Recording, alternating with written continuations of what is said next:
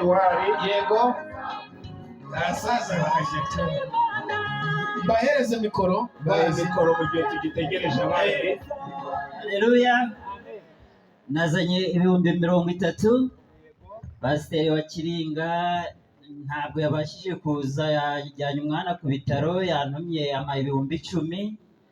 Namubwiriza Sibikino yamaye 10,000. Imana iguhereze umugisha. Imana iguhe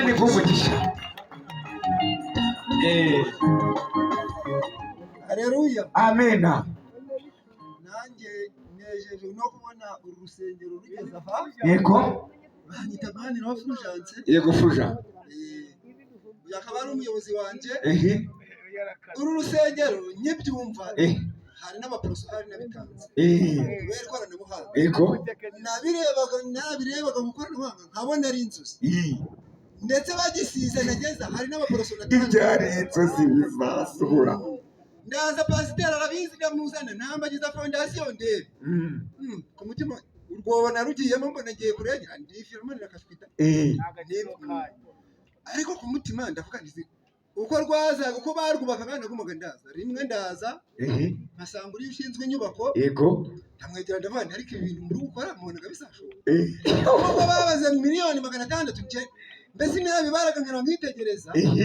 Abona ari nka miliyari nk'ebyiri. Sinzi impamvu ziri kwa miliyoni nk'aya. Ntabwo mbizi ko Imana yabikoze. Yego.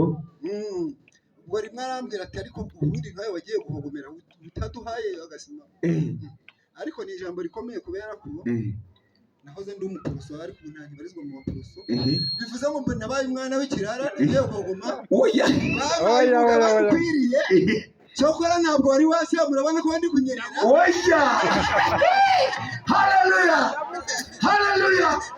Iriya ni ishami ryacu kandi ryatuvuyeho, ishami rituriho kandi rikatuvaho. Iyo rigiye rihora mitoto, rihora mitoto. Yego. None rero nubwo gatungo naterokanye katari kashira, nubwo ari yansabye agafuka, nemeye n'akandi tubaye tubiri. Yazanye imifuka 2 ya sima. Ubwo ibiciro byabo ntambizi abatekinisiye babandi bari kuntuza barambwira. Sibavuze bo bavuze ngo mubakisha ya 12. Ubwo ni 20. Ni 24. Sawa. Kandi nanone ubwo umutungo ni bushyira wenda nanjye mukabone nabaye nabi nibaruka. Kumba muzanze.